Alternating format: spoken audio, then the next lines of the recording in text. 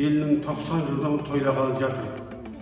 Үлкен той, дүбірлі той.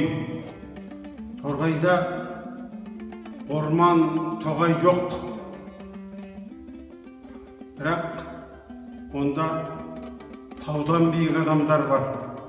Торғайда теңіз жоқ телегей. Бірақ көңілі кең жандардан тұрады елдегі адамдардың көбі.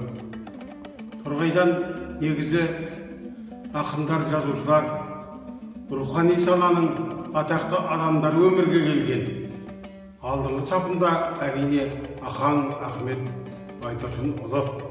Қалғандарын да ел біледі, құрметтейді. Торғайдың топырағында бір қасиет бар, оны зерттеу қажет шығар деп еді. Bir кезде менің ұстазым профессор Тұрсынбек Кәкішұлы.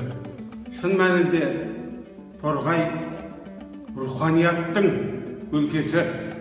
Торғайда бір емес 5 мұражай бар. Торғай мұражайға толы қала. Мен торғайлықтарды, ол жерде өсіп өнген азаматтарды, мектеп түлектерін, елдің алғысына бөленіп жүрген еңселі азаматтарды, Қазақстанның түкпір-түкпірінде ғұмыр кешіп жатқан 90 жылдықпен шын жүректен құттықтаймын. Біз өсіп өніп жүргеніміз, алшаң басқанымыз алтын аймақтың арқасы деп әрқашан түсінеміз. Торғайдың рухани жаңғыруы өзгеге үлгі, өнеге. Бүгінгі саясат тұрғысынан осылай деп айтуға болады. Той ұзағынан болсын. Алдағы күндерде біз ежелгі елдің, киелі топырақтың гүлденгенін, құлпырғанын көрейік.